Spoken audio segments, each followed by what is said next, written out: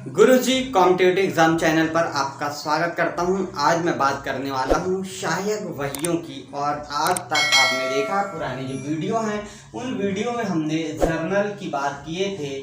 और जैसे जर्नल एक सहायक पुस्तक होती है, वैसे ही जो सहायक पुस्तकें या फिर सहायक वही के नाम से हम जानते हैं, जब यह बनाने का उद्देश्य क्या होता है इस पर बात करेंगे। सबसे पहले कि जो छोटा अन्य जिसके व्यापार का आकार छोटा होता है, ऐसे व्यापारी को जर्नल बनाने में सुविधा होती है और वह जर्नल तैयार कर लेता है, यानी रोकड़ वही या पंजी तैयार कर लेता है।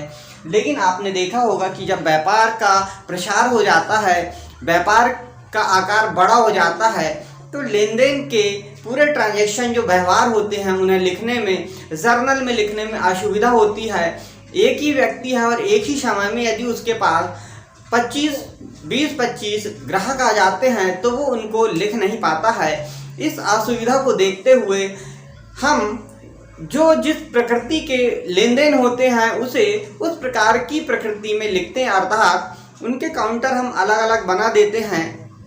और जैसे हमने माल को यहाँ पर खरीदा तो उसके लिए हम क्रय कहते हैं, तो क्रय के लिए एक काउंटर बना दिया जाएगा। इसी प्रकार हमने बेचा माल तो विक्रय कर देंगे और विक्रय के लिए भी एक काउंटर अलग बना देंगे हम।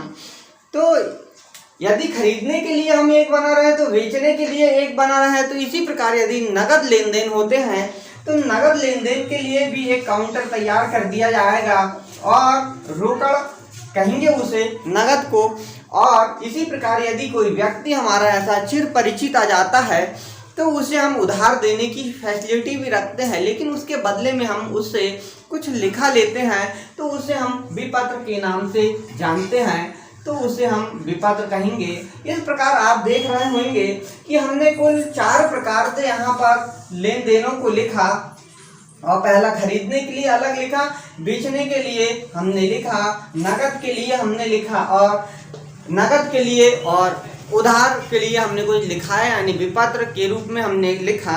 इस प्रकार से हम कह सकते हैं कि ये अलग अलग पुस्तकों में जो हम लिखेंगे इसे ही हम क्रय वही के नाम से जानेंगे। अच्छा, बेचा हमने उधार तो उसके लिए विक्रय वही इसे कहेंगे। इसी प्रकार नगद हमने लेन देन किया तो हम रोकड़ वही के नाम से इसे जानेंगे। और यदि हमने विपत्र, यदि माल हमने मान लो खरीदा है तो हमें यह लिखकर देना पड़ेगा किसी व्यक्ति को, यानी वह हमारे लिए जो विपत्र होगा वो देय विपत्र के नाम से जाना जाएगा। अब कभी कभी ये भी होता है कि हमने माल तो खरीदा लेकिन नमूने के अनुसार न होने के कारण या हमारी शर्तों के अनुसार न होने के कारण ऐसे माल को हम वापस कर देते हैं, यानी खरीदा हुआ जो माल होगा वो यहाँ पर वापस हो जाएगा। तो उसे हम क्या कहेंगे, आप जानते हैं, क्रय कि हम वापसी कर रहे हैं, इसलिए क्रय वापसी वही के नाम से उसे हम जानेंगे, क्योंकि हमने खरीदा हुआ माल वापस किया है। इसी प्रकार यदि हमने बेचा था माल और वह माल यदि उस ग्राहक को पसंद नहीं आया या उसके नमूने के अनुसार नहीं हुआ या उनकी व्यापार की शर्तों के अनुसार नहीं पाया गया, तो वह ग्राहक भी हमें वापस कर देगा। तो ऐसा माल हमारे पास वापस आ जाएगा, उसे हम विक्रय वापसी वही के नाम से जानेंगे और उसका लेखा इस काउंटर से करेंगे।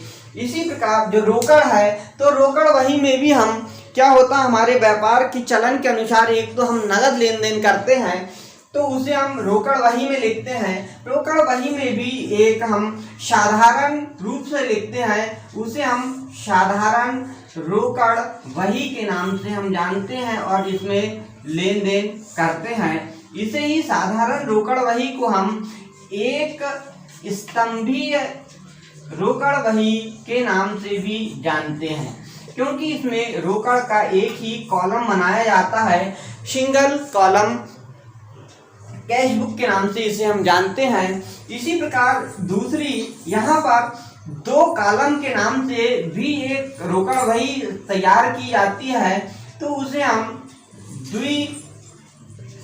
द्विस्तंभीय रोकड़ वही के नाम से जानेंगे और इसमें लेन देन करेंगे।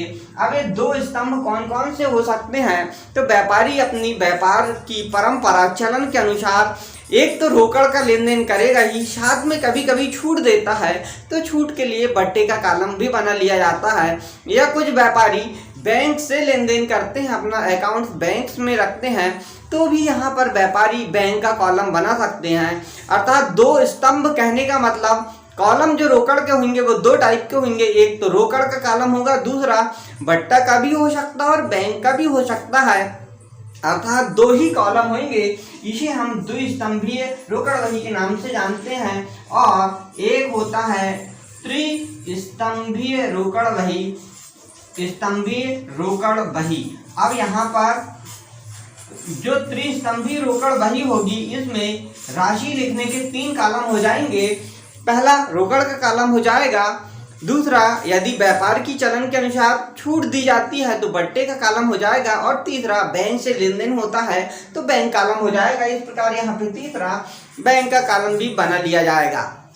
अब बात करते हैं जो क्रय वही है, विक्रय वापसी वही, विक्रय वही, विक्रय वापसी वही, रोकड़ वही के भी जो लेन देन होंगे साधारण रोकड़ वही में, द्विस्तंभीय रोकड़ वही में, त्रिस्तंभीय रोकड़ वही में, और एक चौथा रूप इसका होता है, उसका नाम है खुदरा रोकड़ वही।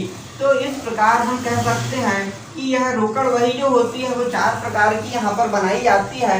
रोकड़ वही के भी 4 प्रकार हमने बताया, तो इनमें हम सहायक रोकड़ वही में इसका हमने लेन देन लिखा। इसी प्रकार जब हमने माल खरीदा था और उसे हमने क्या किया था, उसके बदले में कुछ लिख कर दिया था, तो उसे हम देय विपत्र वही के नाम से यहाँ पर जानते हैं। इसी प्रकार यदि हमने माल किसी को बेचा और उस व्यक्ति ने हमें कुछ लिख कर दिया प्रूफ के रूप में, तो उसे हम प्राप्य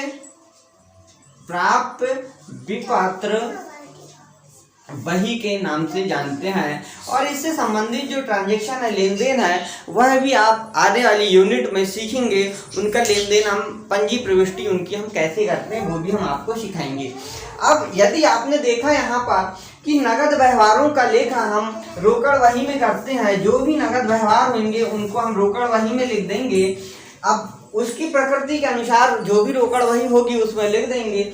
और लेकिन उधार जो व्यवहार होंगे, जैसे उधार माल खरीदा, सिर्फ माल की बात कह रहे हैं हम कि उधार माल खरीदा तो क्रय वही में लिख दिया जाएगा। यदि हमने उधार माल बेचा है तो उसे हम विक्रय वही में लिख देंगे। सिर्फ उधार बेचेंगे, माल को बेचेंगे तभी लिखा जाएगा, कोई संपत्ति बेची जाए तो नहीं लिखा जाएगा। यहाँ पर प्रश्न आता है कि क्रय वही में किन व्यवहारों का लेखा नहीं किया जाता, तो आप याद रखेंगे कि क्रय वही में सिर्फ नगद व्यवहारों का लेखा नहीं किया जाता है, क्योंकि नगद व्यवहार का लेखा कहाँ करेंगे, रोकड़ वही में करेंगे। दूसरा, प्रेषण या वापसी की शर्त पर जो माल का आदेश होता है उसका लेखा यहाँ पर नहीं किया जाता है, क्योंकि वह आदेश है। और यह प्रेषण की बात की जा रही है, प्रेषण का अर्थ बेचना नहीं होता है। और देखेंगे हम कोई स्थायी संपत्ति है उसका क्रय किया गया तो स्थायी संपत्ति क्रय का लेखा यहाँ पर नहीं किया जाता, उधार क्रय का लेखा। इसी प्रकार विक्रय वही में भी प्रेषण पर या फिर स्थायी संपत्ति बेचने का यहाँ पर लेखा नहीं किया जाएगा विक्रय वही में। रोकड़ वही में सिर्फ नगद लेन देनों का ही लेखा किया जाएगा। तो आपके मन में सवाल उठता होगा कि उधार संपत्ति खरीदने का या उधार संपत्ति बेचने का लेखा कहाँ किया जाएगा। तो हम आपको बता देना चाहते हैं कि उधार संपत्ति खरीदने या उधार संपत्ति बेचने का लेखा हम जर्नल जैसा ही करते हैं, और उसका नाम होता है मुख्य जर्नल। मुख्य जर्नल में हम इसका लेखा करेंगे। और जिस प्रकार जर्नल प्रविष्टियां बनाई जाती है उसी प्रकार यहाँ पर प्रविष्टि के पूरे कॉलम बनाए जाएंगे। पंजी के पूरे कॉलम दिनांक, विवरण, खाता पृष्ठ, राशि डेबिट और राशि क्रेडिट के कॉलम बना के, और जैसे फर्नीचर उधार खरीदा तो हम मोहन से फर्नीचर खरीदा तो हम लिखेंगे कि फर्नीचर खाता डेबिट मोहन से, और नरेशन भी लिखेंगे वहाँ पर कि फर्नीचर उधार खरीदा। इस प्रकार मुख्य जर्नल में पंजी प्रविष्टि की जाती है। तो आज हमने बात की क्रय वही, विक्रय वही, क्रय वापसी, विक्रय वापसी। इसी प्रकार हम देखेंगे कि यदि क्रय वापसी वही में हम लेखा करेंगे सिर्फ उधार माल हमने खरीदा था और वह माल वापस हमने किया है, तो वह हम क्रय वापसी वही में लेखा करेंगे। इसी प्रकार आप देखेंगे विक्रय वापसी वही, तो विक्रय वापसी वही में जो माल हमने बेचा था और वह माल हमारे पास वापस हो गया है, उसका लेखा विक्रय वापसी वही में किया जाएगा। रोकड़ वही हमने समझा दिया है। देय विपत्र वही की हमने बात बताया कि हमने यदि माल खरीदा है और खरीदने के बदले हमने कुछ लिखकर उन्हें दे दिया है कुछ शर्तों के अनुसार कि इतने दिन में, 3 माह में, 2 माह में हम आपको पैसे अदा कर देंगे, पैसे दे देंगे, तो हमने जिन जिन को दिया है उसका लेखा देय विपत्र वही में किया जाएगा। और प्राप्त विपत्र वही में यदि हमने माल यहाँ पर बेचा है तो उन ग्राहकों से हमने लिखवा लिया है कि आप कितने दिन में हमें पैसे देंगे। इस बात को लिखने के लिए हम जो लिखेंगे वह विपत्र प्राप्त विपत्र कहलाएगा और उसका लेखा हम प्राप्त विपत्र वही में करेंगे। इस प्रकार इन वहियों को हमने समझा। ये आपके कक्षा 11वीं के चैप्टर में कुल 8 प्रकार यानी 7 प्रकार और 8वां मुख्य जर्नल के रूप में 8 प्रकार की सहायक वहियां हैं। और जो व्यापार बड़ा हो जाता है वो व्यापारी इन सहायक वहियों में लेन देन करता है, लेखा करता है और इसके आधार पर ही पूरे फाइनल अकाउंट्स तक बनाए जाते हैं, तैयार किए जाते हैं। तो हमारा वीडियो कैसा लगा आप हमें ज़रूर बताएं और अपने दोस्तों को शेयर करें। और हमारे चैनल पर यदि पहली बार आए हैं तो सब्सक्राइब करना ना भूलें। आज के लिए इतना ही, मिलते हैं नेक्स्ट वीडियो में नई जानकारी के साथ। सभी को नमस्कार।